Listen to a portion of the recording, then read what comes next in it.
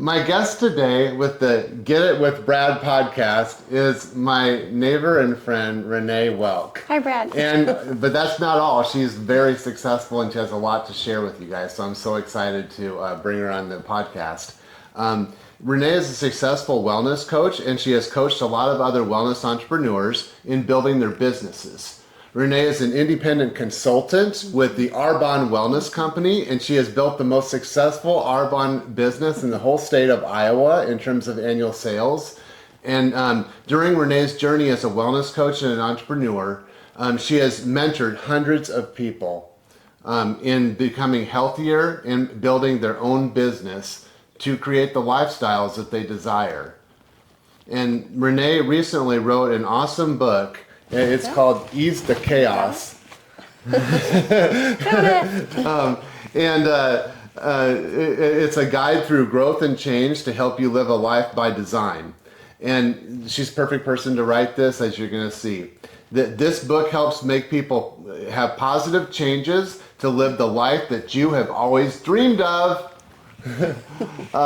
Renee, it's good to have you here. Thanks for having me. I love you. getting to know you. I've gotten to know Brad just through conversations, and he's so positive and encouraging and supportive. So it's fun he does a podcast to help other people really pursue what they want to do. Thank you. Yeah. It's been I feel like sometimes, if you open up your heart, then you're having to have people come into your lives that are a blessing, and that's what Renee is. Not just to me, but thanks. I know to a lot of the people that she coaches. So let's talk a little bit about your journey into becoming the person that you are today, Renee. Sure. What was your childhood like, and was there ever a moment when you knew that it was in your destiny to help other people live better lives?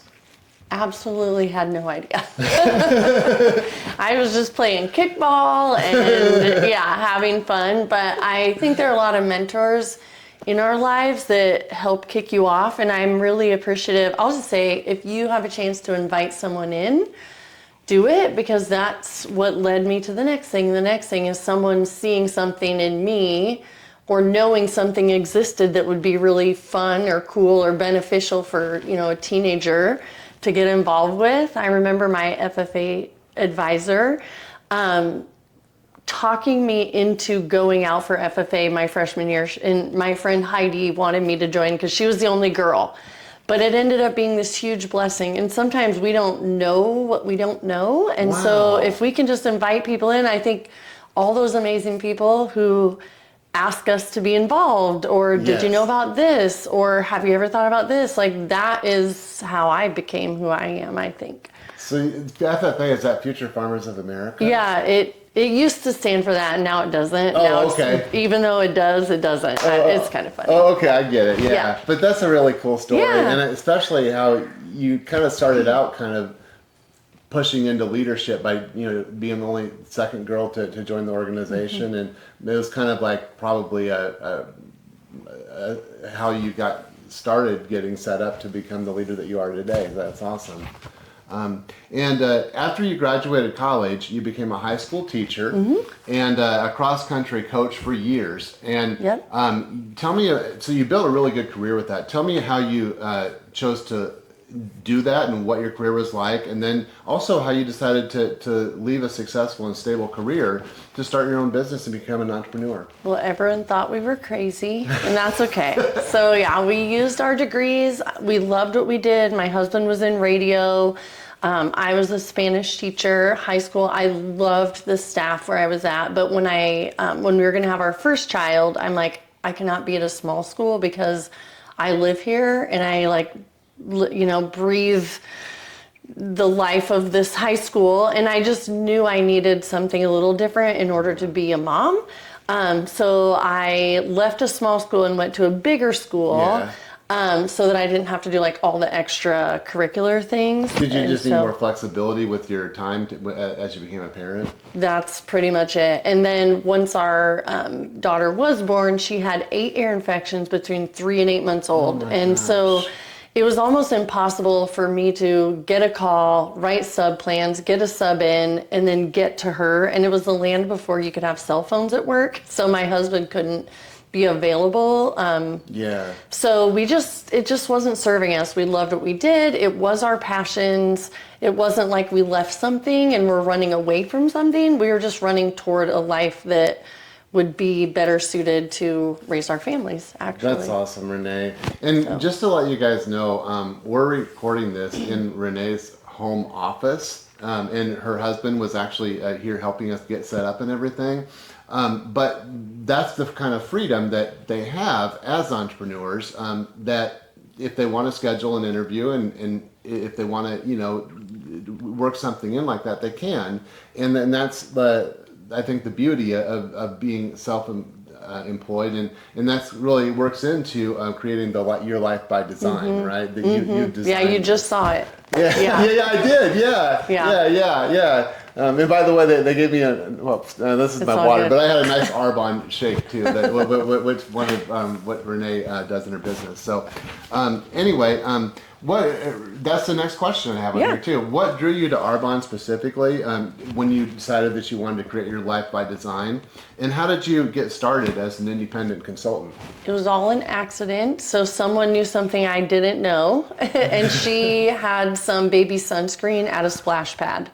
So said daughter has super fair skin, and I always joked, but it's not really untrue, that she's translucent blue when wet. So when we started to put on SPF, everything just made her break out.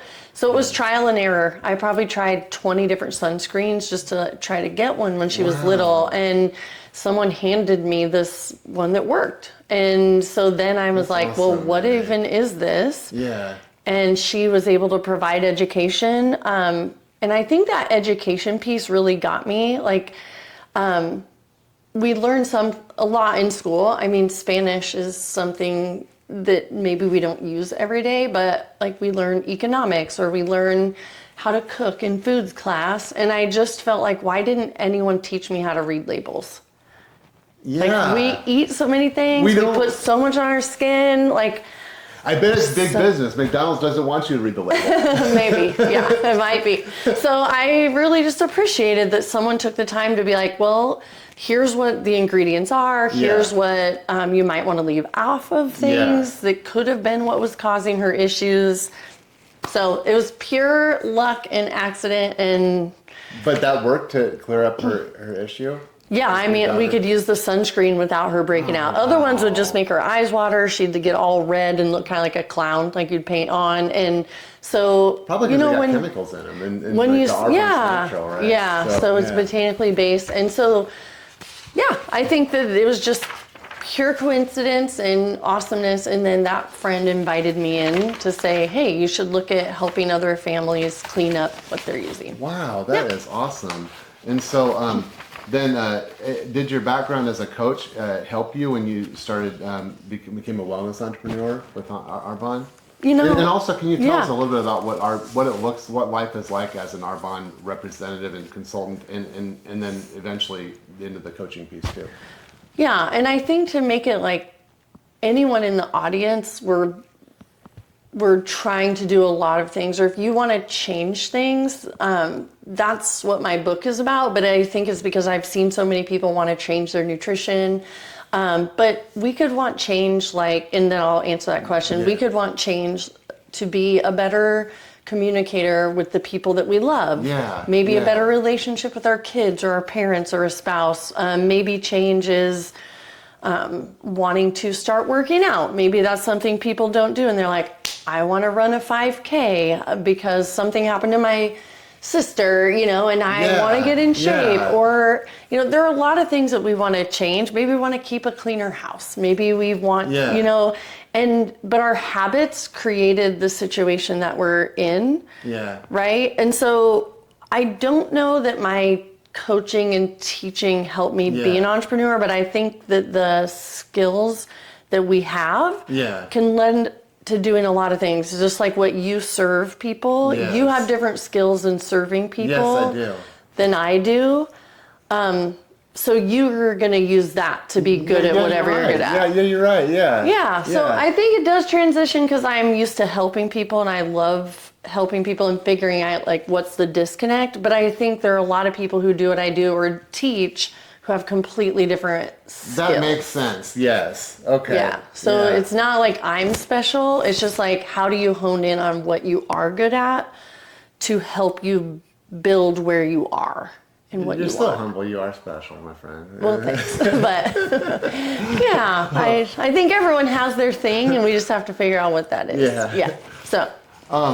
And what were your biggest obstacles in any business that you start? It's not going to be easy, and as I think everybody knows, for every business, there's a high failure rate. You know, even just opening a local restaurant or whatever your business is, most people that do it don't succeed at it. You've been doing this 17 years, and now you're the most successful person in this business in Iowa. So, what were the biggest obstacles that you faced early, and then how did you overcome those to be successful? When I first read this question, like I wrote LOL. Because it's like the obstacles just keep coming, and that's something where I think when we know what we want, things that weren't even an obstacle become an obstacle. Yeah. Like if you're diddle-dallying just to run errands one day and you don't have any timeline, and there's a traffic jam or a funeral procession or something, you're just like, okay, and you're listening to your music and you're driving. But if you're trying to get to an interview on time and those things happen, then it's like automatically an obstacle. And you're like, well, am I even supposed to have this interview? Absolutely. If I'm late, like then we go into this like fear-based, insecurity-based, all that thinking that's kind of more negative. And so I had all of those thoughts like a lot of times. And I think your next question is like, is there ever a moment you wanted to quit? Yeah. So like the obstacles, of course, and that is human nature. Yeah. And a lot of people do quit when they start any business. You're gonna, from what I've read anyway. Yeah. People buy a gym membership at the beginning of the year and go twice. People buy healthy food and it spoils in their fridge. I know, I go to the gym on January 2nd, and just chock full. By the 15th, it's like half the people are gone. Yeah, like, okay, it's my gym back with all the people I recognize from years, right? Yeah. So I feel like no matter what we're starting new, or like if you're trying to be nicer to your spouse and they tick you off again for the same thing that you've been dealing with each other, because I tick them off too, it's like, how do you change that habit? And so I think expect obstacles. That's the whole point of I love that. Everything is like, they're going to be there. They are not a sign. They don't mean that you suck. They don't mean you shouldn't do it. They don't mean the timing's not right. They don't mean that it's not going to work out. It just means that there are always going to be things in the way. As soon as you do your dishes, there is a new dirty dish, and that you're just not, it's not perfect. And we want it to be, and we want it to be easy, but it's just not really the truth. So I actually did a training, and if you don't care, I might pull it out, because I think for anyone who's feeling obstacles, I call them lids. So limiting ideas and distractions.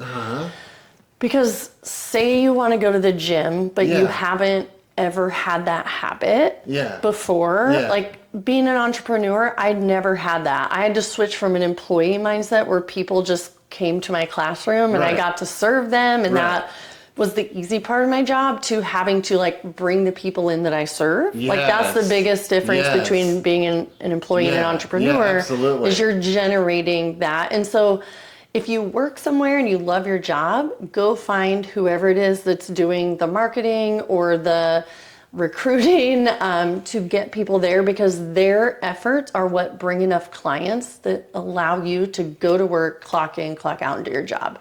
Because without clients, then we don't have the opportunity to provide jobs for people. So someone at your company is doing that, where and so it is a part of everyone's life. We just don't know because it's behind the scenes. So I am going to grab this little training, and I marked it in here. Yeah. So my lids. So these were my own lids. I don't like to just talk about things arbitrarily, or like, here's the system you could follow. Because what happens is we are human, and human nature, I think, is counterintuitive when you're trying to go through growth or change, any of that? Oh yeah, when I became an entrepreneur myself, I went through a lot of struggles, and certainly was not within the human nature to try and bring someone in to do business with me as an insurance agent. It just wasn't within my nature to do that. But Yeah. I had to do it anyway, and in order to be successful. And then I got to see that people that didn't even want to come in and do business with me end up being really happy with me and have been with me for years. So, and I'm sure you've had the same thing. So Yeah. It's insecurity. It's Yeah. ego, like being turned down, or Yeah. what will people think? Yeah. Lots of different fears, Yeah. and Yeah. those are what are the real obstacles. Are like, it's not the procession. It's like, okay, I'm going to be late. What does that say about me? Like, what are people going to think? So it's a lot of those limiting beliefs in our head. So one of mine is that I did not want to be pushy or salesy. Like, I was a helper. I'm a 2 on the Enneagram. That's my necklace. I have 2 girls, but they bought me this because I also am a 2 cool. on the Enneagram. So like, my nature is to love on people and serve people. Yeah. And I'm like, will I be pushy?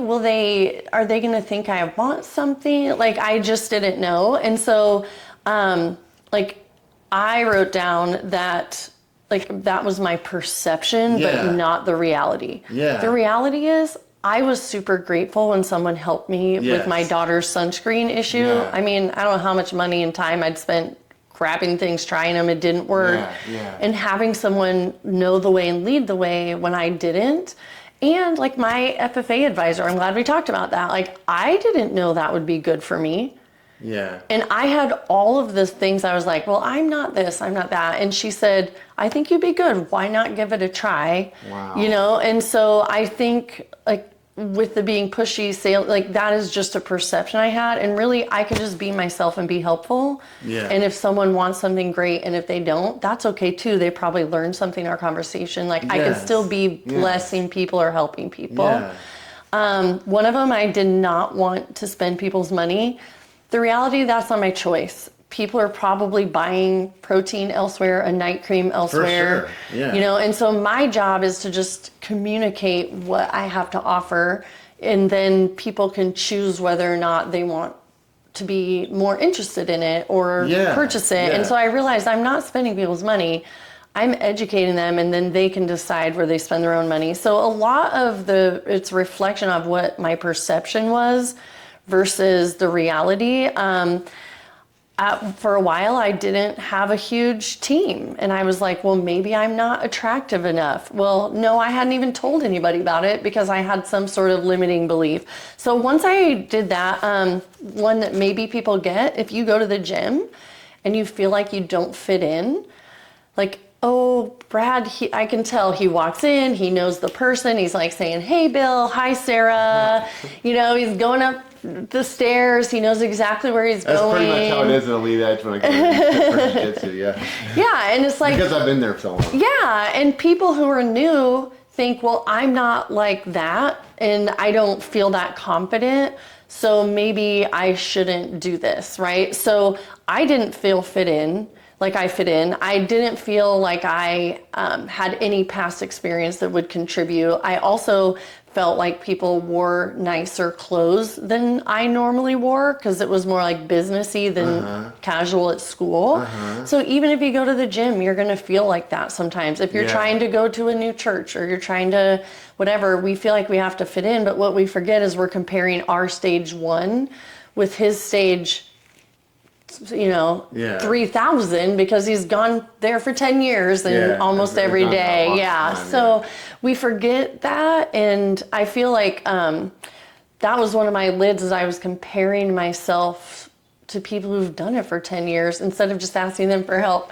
You're like, do I belong? Do I not belong? So it's like those human nature things that were the biggest obstacles, I think. So I wrote down, though, because and something I wrote in my book is that you have to love yourself, even the parts of you that you don't really like, because we don't like every single thing about ourselves. Yeah, there's certain things about myself I don't like either. Yeah. If I have to be honest with it. Yeah, Because I see other people doing it better, and I'm like, well, why can't I do it as good as Yeah, and it could be as simple as like, I have a huge forehead, so I feel a little insecure. So like, you're really beautiful. well, thanks, but I it's never like, noticed anything about your forehead. Where is it? appreciate that. So that's like, we all have our own insecurities, right? So I wrote down like, well, that's from the book, but I just said in this, what we think disqualifies us actually is what qualifies us. And once we accept and love who we are, then we can get rid of some of these lids. But I have heard from people who want to like start a business. So you could do like anything, but this is just that they're too loud, like they're too outgoing, whatever. They're too quiet, like they're too introverted. They're from a small town and never know anyone, or they're from a huge town, so they don't have a lot of connections. They've never been in sales. They have kids. They're too busy. They're at home and don't have kids, so they don't know how they would possibly network like me who has kids. They eat like crap, or they eat too clean for someone to follow. They have acne. They've never struggled with their skin. So all these things can be polar opposites, right? And what I wrote on the next page, because it doesn't matter what your quest is, whether you want to, whatever it is you want to change in the life you want to create, either no one is qualified to do it because of all those things, or everyone is qualified. And for me, I really just think we are enough, and we might have to polish ourselves. Yes. But we are enough. In the very thing, so Ed Milet is a podcast I listen to, and his dad was an alcoholic. Really? And he's like, so for my dad, if he would have said this very thing he probably disliked about what his choices were, if he would have let those disqualify himself, at his end of life, Ed found his book of people who he helped to stay sober, like gives me goosebumps. Wow. And he's like, the very thing that could have disqualified him was actually the thing that qualified him to help other people. Oh, that's amazing. So through my journey, like our second daughter, she started getting intestinal migraines at like 18 months old. And we thought at first, oh my gosh, we're all going to get sick because she was just throwing up. We're like, oh no, here we all go. Well, it ended up like all the time happening quarterly. In kindergarten, she got headaches. In first grade, she started getting migraines. We got medical help, and we saw some functional like medicine coaches. And then in fourth grade, she ended up in bed for 4 months.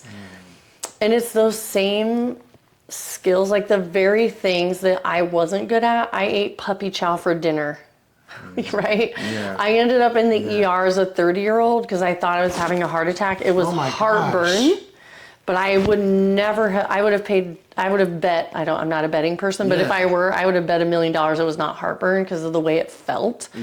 But all those things that disqualified me from nutrition are what forced me to learn the things and ended up being the biggest blessing for someone in my life who really needed it at the time. Wow. Like that many 10 years later.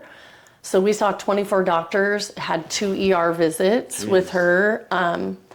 And it ended up being the knowledge and foundation that I had from my nutrition journey that allowed us to be open to different possibilities that actually got her out of bed within 12 days of starting a nutrition plan. Wow. Yeah. That's after so cool. Nothing else was working medically, like you could almost give up, right? So if you don't feel good, I get it. And that's the thing that we have to like keep get over obstacles and, so I think there's just all kinds of things in our life that,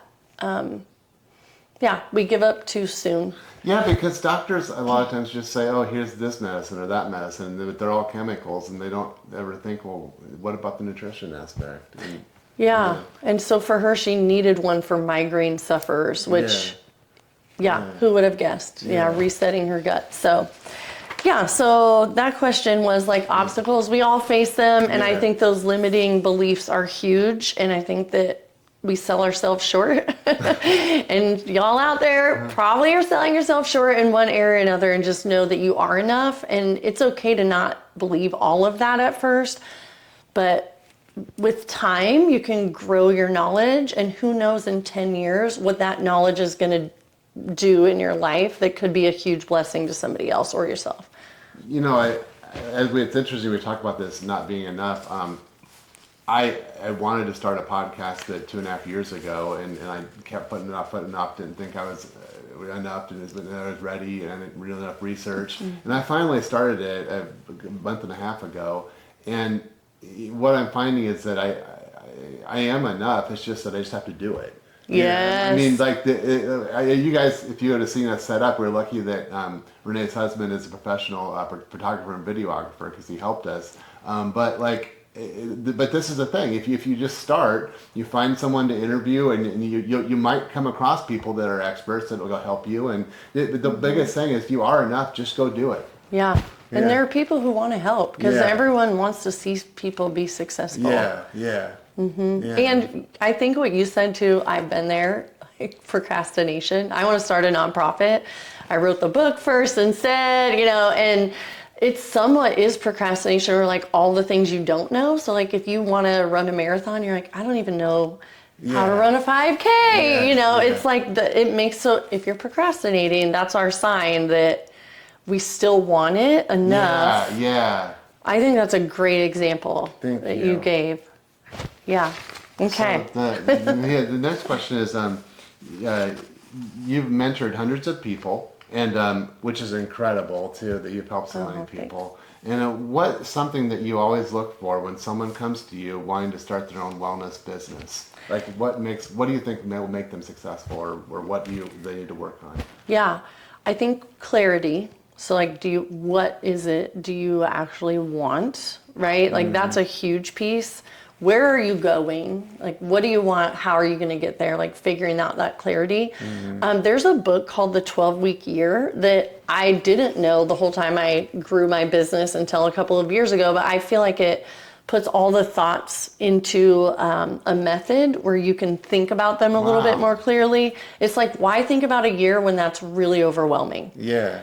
It's like, okay, what can we do in the next 12 weeks?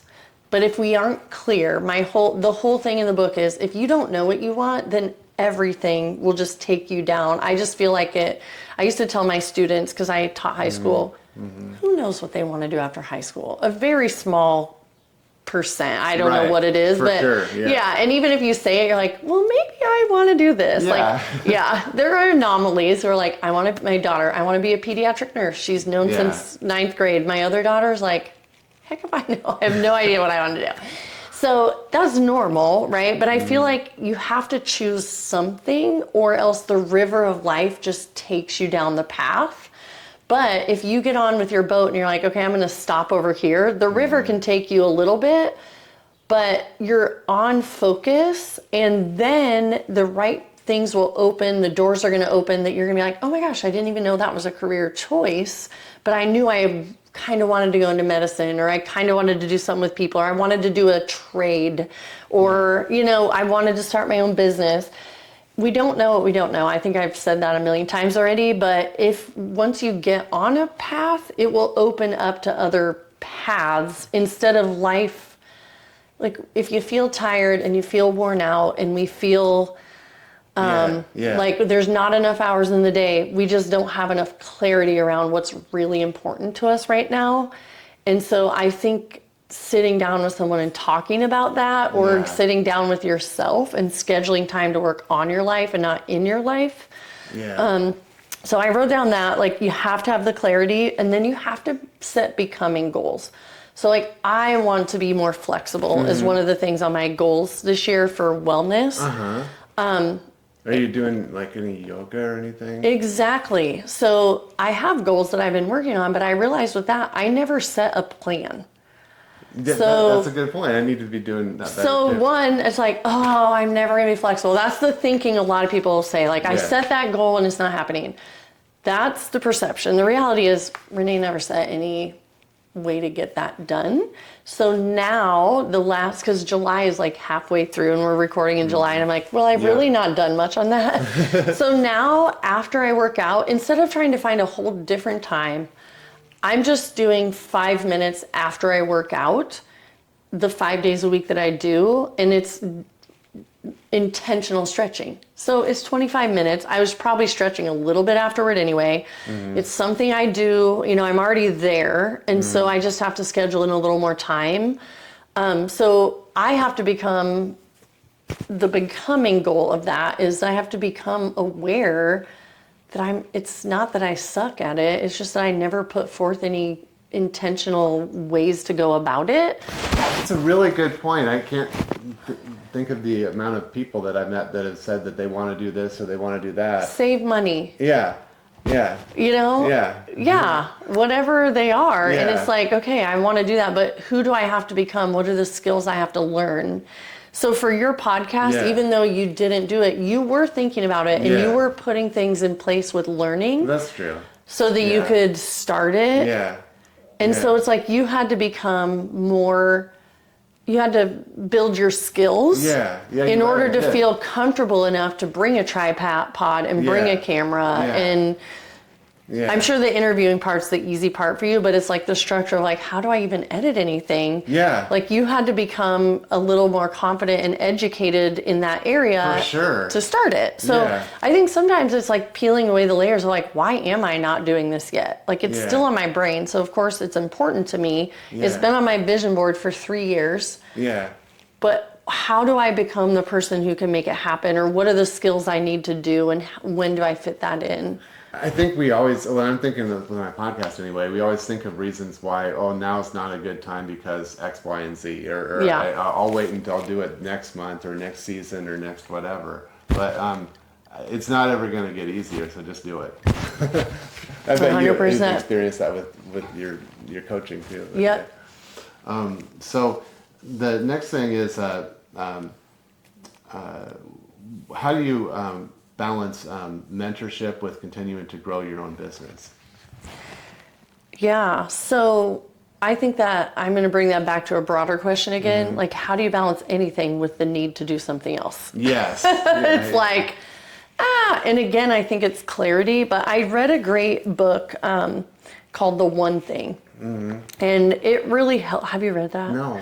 So it talks about, we want all of this for our life, all of this for business, all of this with our relationships, And it's like some things you can juggle. Like with your family, you can juggle, like you have to keep all the balls in the air. Like I'm going to make sure there's time for my parents, for Dan's parents, for our kids, for that. And I can't just let that go. Like we're not going to drop a ball. So he's like, sometimes in your home life, you got to keep the juggle going. He's like, but really, if you have goals in your professional life, he said, you have to identify what's the one thing that if you do that today, it makes everything else easier or unnecessary.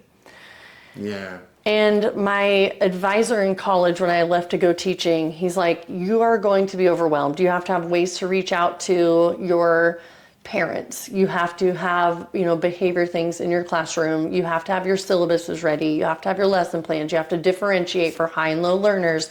You have to grade your things. And it's a bunch of stuff. So in my business, yes, I have a bunch of stuff, but in everyone's lives, you have a bunch of stuff, right? For sure. So it's like, your question was, how do you balance mentorship with growing your own business? I know the priorities in my business. So when I looked at what's the one thing I can do, I knew what those were. And in teaching, I decided that I was going to focus on Spanish 1 the first year. So the advice that he gave me was, what's the one thing you can get done perfect?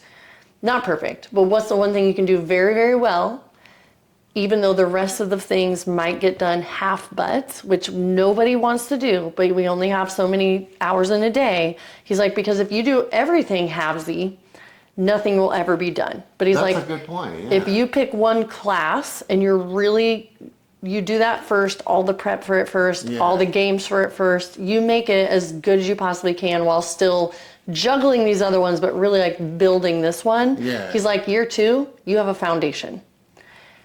And then you can do another one thing that you really want to make sure is as good as you can get it without dropping these other balls.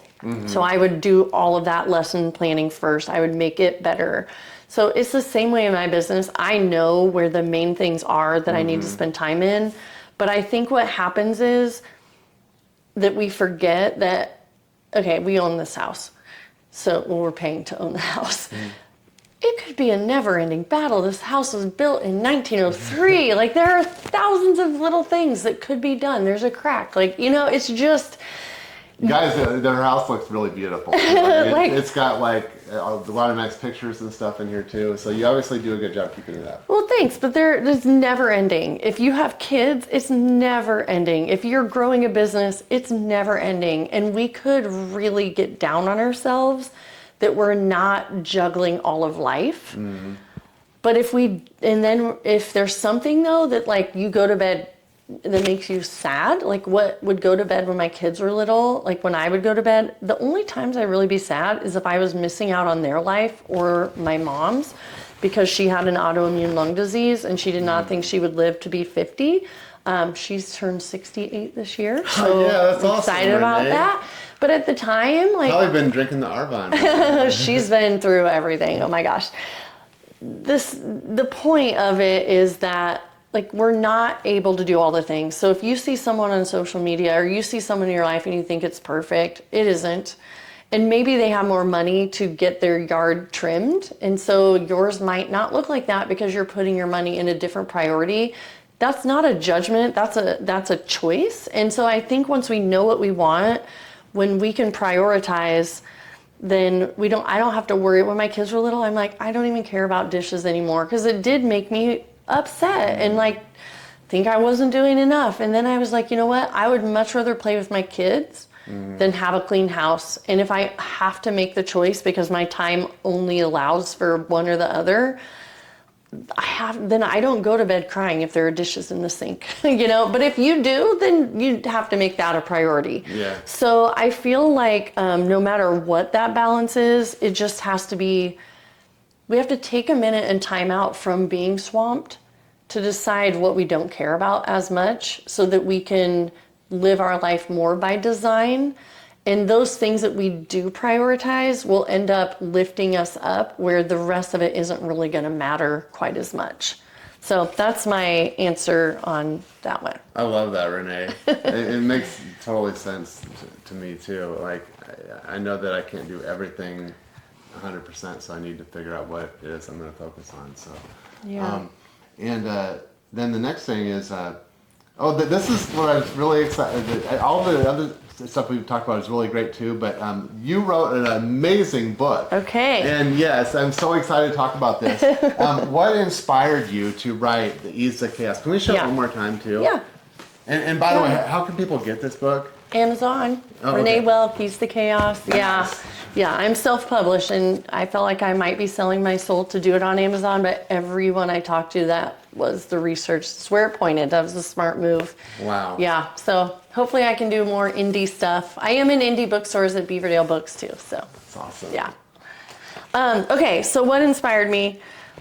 I've coached a lot of people in as a teacher. I feel like I'm coaching every moment because there are kids who show up who just don't want to be there, especially in Spanish class. Maybe math too, but anyways, or chemistry. That's how I was in French class. Yeah, it's like, do I even want to be here? So I had to be a motivator. I had to figure out how to help kids be successful and feel successful, because when you feel successful in something, then you do want to come. And so I think I've watched kids in high school. I've coached cross country and a little bit of basketball, and then moving into coaching people in their nutrition. You guys, that is big. People have crazy relationships with food. Sure. People don't like to cook, or they do like to cook, or they eat with emotions. Like, it's a lot more than just knowing what to eat. Yeah. And then it is for me too. You're explaining everything exactly how it is in my head. You're like, okay. And then building a business is also something that, it's a lot of mental shifts and like learning to lift those lids. Yeah. And honestly, I just saw people give up too soon. And when COVID hit, I just saw that like our insecurities and our fears and our human nature and our egos are greater than our coping mechanisms and our mindset in our leadership. And I mean no disrespect, but we don't even like to be inconvenienced And that really showed me what happens when things aren't going well, how we behave as humans. Yeah, you're right. I already had the name Ease the Chaos because due to someone in my life who's super important to me, homelessness became an issue. And I really wanted to help people to, long story short is, housing for low income is very limited and we don't have enough of it. We don't have enough housing in general. But then when rent gets as high as a mortgage, like then we have this other kind of thing going on in all of our communities. And there are a lot of people who rent who could buy, but they don't have the means to do that, whether it be your lending scores or whatever it is. And I really was like, if we could keep these houses being owned instead of rented out, and the nonprofit could own it, and then the people purchasing could have a little bit of a lower income than the normal lending structure allows, we would have this whole other group of people who could own a home, which is in the US one of the main differentiators of generational wealth. Really? Because when you sell a parent's home, it is generally worth a lot more than what they purchased it for if it stays on trend. And so I am passionate about that. And I've talked to a lot of nonprofits to see if they could do it. But I also know that the reason that we have people not making as much as others is a lot of those lids. Whether it's a mindset lid or who you grew up with lid, or, it could be environmental, it could be whatever. And I was just like, I don't have to wait to start a whole nonprofit to help people better their lives. That's a good point. A lot of people think, well, I'll wait until I can have $1 million and then I'll help people with my money. But yeah, you're right. We can do it now. There are ways. And so I wrote the book about like the things I see because our egos and insecurities and fears fuel us, which they should. It's human nature. It's how we're wired. We are wired. Our brains are wired to protect us, to make life easy as it possibly can and efficient. That's why we don't like clean up after someone else's litter. Is like, that's not the easiest path in our body. Our brain is like, well, I have these other priorities, and so no matter what, human nature is designed, if we're at all scared, to keep us from doing it. And I think that's pretty well known now that we don't have real tigers chasing us. We have these proverbial tigers, like things, the not enoughness, keeping up with the Joneses, like all of these things, stress at work, stress at home. These things myself, I know. And it's like, okay, what if we love ourselves? And it doesn't mean let ourselves off the hook. We know the fine line of, am I giving myself enough grace to keep my health and to actually be able to then put my time and effort towards something important that'll later take care of these other problems in my life, whatever, or am I just giving up because I don't want to put in the work? Like, only we know the level. But I just want people to ease the chaos more in their brains of like their capabilities, who they are, their enoughness, that they're capable of being loved, all the things. I had a life coach. She's still my life coach when I need her, but I don't talk to her every single week now. But I swear that she could have just had a recording, and I group coached too, so I know this isn't just true for me, but for other people, that she'd be like, okay, tell me about your wins. We'd tell her, what are the things you want to work on? But then I think the message she always gave us was either you're on the right track, because we're like, am I on the right track?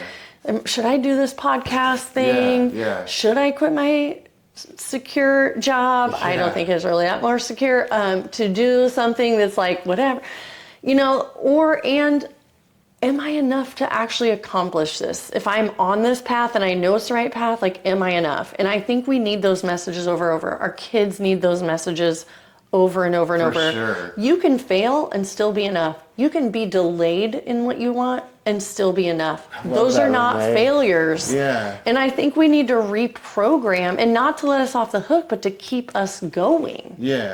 So we don't quit too soon.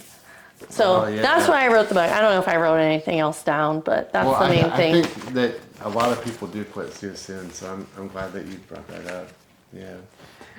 So the next thing is, there's a lot of self-help advice out there. What makes your book different? I love all the books. I've read a lot of them. I love Mel Robbins. I love The One Thing. I love The 12-Week Year.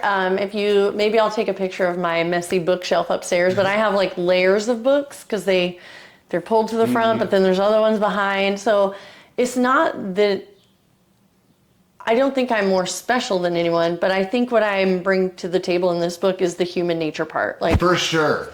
I read the whole book ahead of time, and like I feel like I know you really well because you are vulnerable in the book and talk about it. Yeah. So they're a story of like, okay, I want to be better, but I'm also a little pissy with my husband.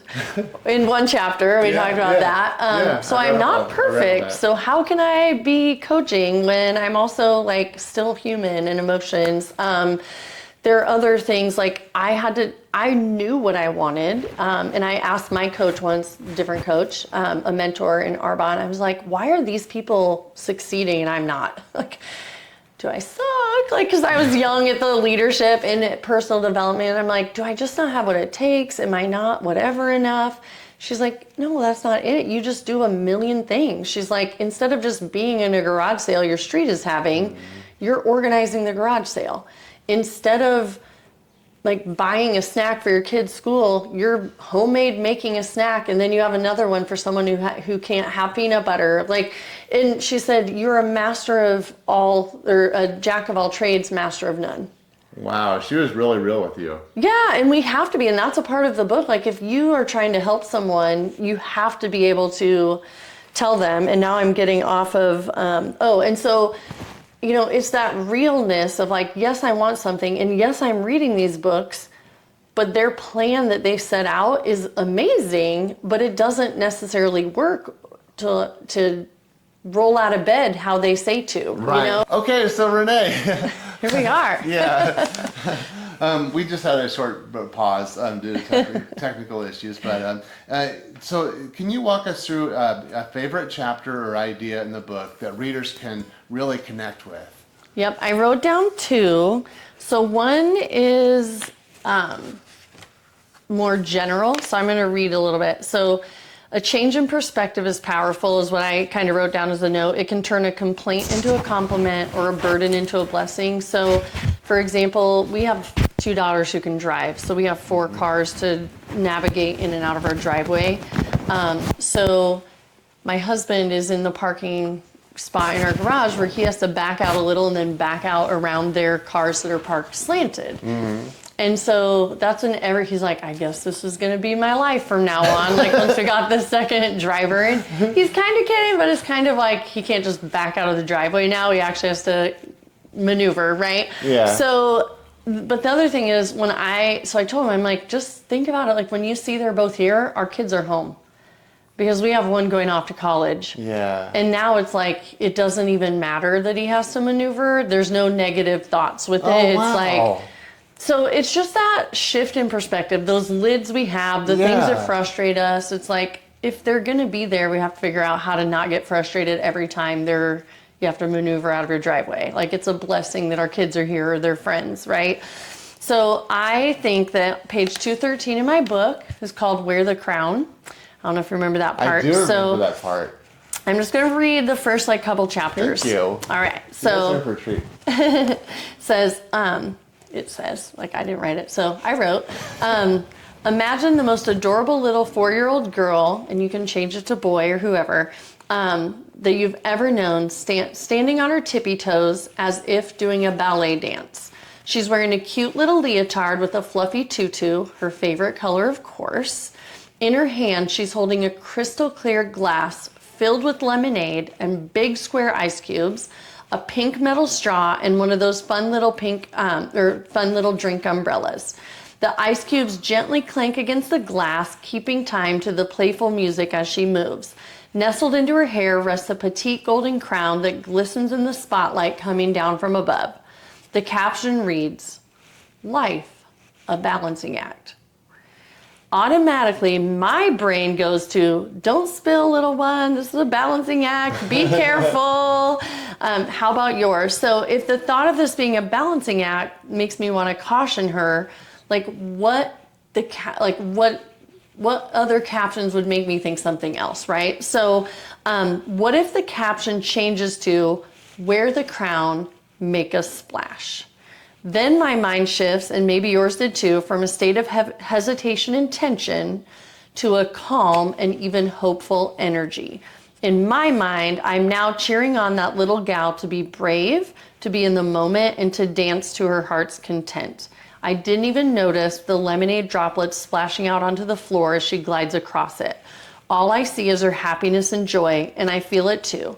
True joy has a way of spreading into the hearts and souls of those it reaches. So I feel like that's every chapter in the book, but this is the only one that's not real life. Yeah. But it just gives you that thing. And I wrote down a quote from Dr. Wayne Dyer, and I do not know who that is, so do not judge if he's not a great human. I'm sure he's wonderful. But he has the quote, if you change the way you look at things, the things you look at change. Yes. Yes, I totally get it. Like, I don't know if you guys know this, but before we just had a little technical issue, and I was just thinking, the whole time as I was fixing it, how bad I felt about delaying everything. But when I look at it, the good thing is that the good thing is I get to interview you, and we get to have this beautiful day, and we know each other's human, and we can just act normal instead of cold or and so and who knows, maybe I wouldn't have said it as well the first time around. Like, things happen sometimes for a reason. So, and then there are other things I wrote just because I want you to know there are real life things in this book. Look, one of the things I talk about are the pings, and I've named them that, but it's all the things that come at you every single day. And I just put pings are pushy, like could be emails, texts, calls, notifications, invitations, favors, reminders. And I wrote down, it's important to develop skills to manage the pings so you feel capable, know your worth, and continue to live life on your terms, a life by design. Everyone must do this in an authentic and personal way. And I had written about a story, and I don't have time to read all of that now, but it's just a story where I pulled in and I had a little extra time. I glanced at my phone, and then, a moment's time, I see a fire near loved ones. I got a happy note from a friend of mine who lives in Spain. Wow. I had a couple of things that were like to-do items, and on your phone there's not an unread button. So it's like, then I'm trying to file away, okay, I need to remember to do those things because now I've read it and I'm heading into this event for a couple hours. So, in just a short period of time, our phone gives us all of this. So for sure. I talk about the pings, I talk about them being pushy, but every chapter kind of has a real life example of things that we're going to have to navigate if we want to do better and be better in whatever part of our life. So I don't know that I have a favorite chapter, but I think my favorite part is it's just real life, true stories of ways I could have done better had I known. And every chapter is about that, like looking at things differently. Yes. Well, I remember as I was reading the book, I just read it in the last couple of weeks. My favorite line was, "My hindsight is your foresight," and that what you meant by that is that you can look back and see things that you've learned over your coaching and your mentoring and in just your life with your family too, and then help pour that into the book so that the readers can not only get the complex concepts, but also relate the concepts to real life. Which the thing that's, if I had to say what the biggest thing that I see in your book is as opposed to other books, is other books a lot of times are a concept, but it's hard to relate to real life. And yeah, I think that was your answer too, but in a different, like the human nature part of our struggles. Yeah, the struggles are real. And then you created a website for your book. There you have worksheets available. So I actually did the worksheets myself, and I came up with it. There's 3 of them. It's on easethechaos.com. Yep. And so what I came up with, I just want to talk about the first question. It's on what do I want? That's one of the worksheets. And here's me being a little vulnerable, but like I'm doing it because I have the strength from you of reading your book about how you were a little vulnerable too. Yeah. And so the first question is, what are your dreams, desires, and discontents? And so here's what I wrote down, guys. I wrote down my answer is I want to solidify my podcast, which is what this is. So you watching this is helping on that.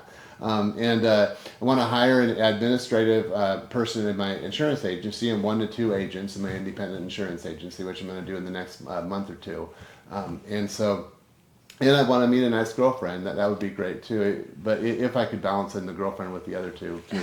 So anyway, but what I was curious about is what are, based on these answers, because they're based on your actual sheet on your website, what would you tell me if I came to you for coaching? Yeah, so I think there are some follow-up questions on there, and if I deviate from those, it's okay, because the hard part about writing my book is I usually don't just give information. Yeah. I'm like listening, and as we talk, I'll hear someone say something that to me is like a coaching moment. Yeah. You know, and so I happen to already know, otherwise I would ask, like, what your plans for your pod, like, how clear are you on your plans for these things? And I know that you already have a timeline for the assistant and kind of how you want to. You know, I've already gotten some free coaching from her. You're like, I don't know those coaching, but like just good conversation. Yeah, you know, good conversation with a friend. Yeah. So like the third one though, you hesitated. The first two you did not. It's because I know I can accomplish the first two. And also the first two are going to be more important than the third one, because if I don't get the first two, then I'm not going to be happy. And I could still be mostly happy without the third one, but I would like to meet a nice person. Yeah. So it's more like, okay, where do you want to get clear? Where do you want to prioritize your time? Like those are the kind of questions. And you already think like an entrepreneur and you have had a lot of years of experience. Yeah. But someone who's a novice, they're not going to come into that. They're going to look at those huge 3 things and possibly feel overwhelmed and possibly feel like they're not enough, or how can I have skills for a podcast when my actual skills that are showing up in my life are insurance and I'm growing that. Yes, exactly. You know, so those are the conversations. And like you even said, how if I have time to balance this third one in. So you might even be saying, this is a season, like if I talk to you, you could go one of any way, but you may decide, you know what, I'm just going to do a few things on that. Like maybe just ask people if they know anyone that you might get along with, you know, and maybe you're not going online at this point because that's just too much,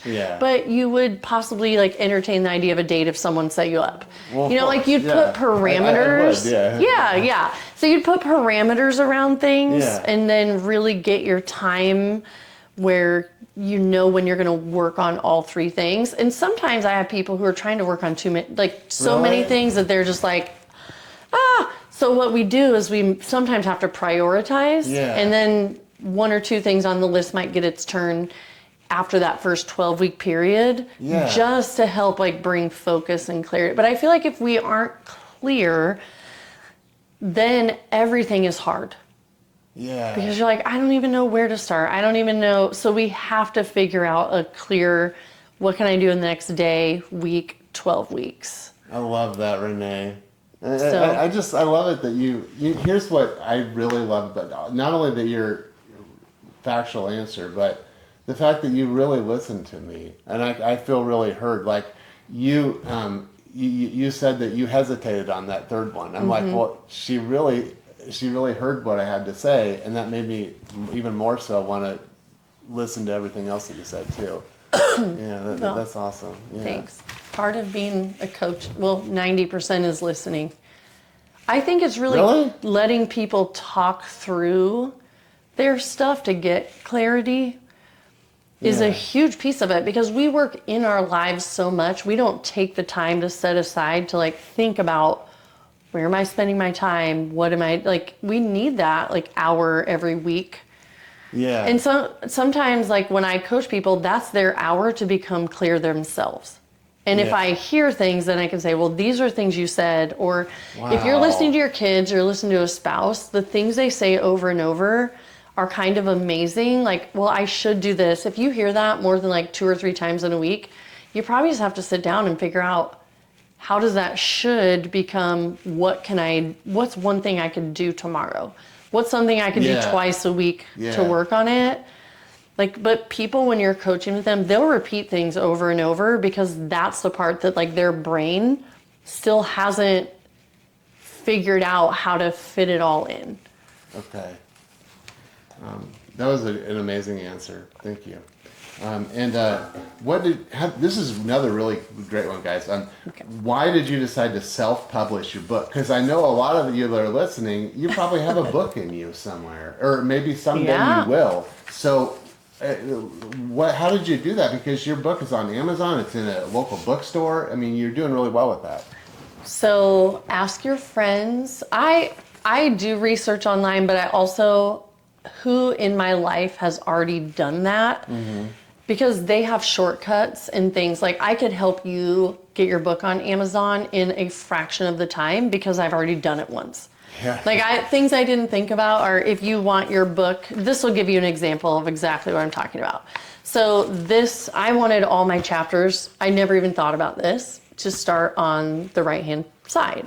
Oh, cool. Yeah. So this chapter before it ended on the right-hand side. So I had to go through the whole thing once I had uploaded it to Amazon, because I never even had thought of that. Yeah. And I had to put in a blank page. Interesting. So there are a million things that I never would have even known. Yeah. But I had editors to help me. I had people who'd already published books that said, here's something I did not do the first time around that I really wish I would have. And for anyone who wants to write a book, you do have it in you. You are enough. You have the information. There's in my book, there's a chapter called Who Am I to ... Like, who am I to sit here and write a book when that means my husband had to take care of our pets and our kids in the house a little bit more, and he had to pick up the slack when his own business was busy. Yeah. You know, it's like, so write the book, like, but ask around. So the way I got to self-publishing, if anyone actually wants to know that, like, long story short, is I talked to 2 publishers and I talked to about 7 authors. Some had self-published, some who hadn't. And the publishers really said, if you use a publisher, you'll probably never sell enough copies to pay us back. And for some people, writing a book is their whole dream, and they didn't care. They're like, I didn't care. It was $18,000. I'm fine with that. My book is in libraries. Like, I'm so excited. And my book is important to me, and I do want it to help people. But also, I have a lot of other things that are more my primary things, and it like your business and your family. Yeah, and so I'm like, okay. So I went the self-publishing route because even to pay off my editor fees, I would have to sell 800 to 1,000 copies of my book, because even though it's $14.95 on Amazon, I receive like $5 and some change per book. So you have to sell a lot of books to make up the cost. And so in order to keep costs lower, I did Amazon. Plus, Amazon, over 80% of all books are sold there. Again, I felt like I was, even if you're in other places, they get it through there as well. Wow. And I like that there's no waste because it's print on demand. So I did look at another print on demand, but then how do I get it to the people? You all would have to pay shipping. Yeah. So then it's like, okay, you're paying $14.95 for the book, but every single person who's supporting me is also going to pay, $5 to $7 for shipping. Yeah, and most people have Amazon Prime, and then they don't, or even if they don't, they can spend like a certain amount, and then they can get it for free shipping. So it was a lot of those factors where economically for the shopper, and because it's where shoppers are, it just made more sense. Now, could we change that by all of us uniting who read books and write books? Absolutely. I would love that. I think it would be a whole challenge. It's not going to happen super easily. If anybody could do it, you could. So, yeah.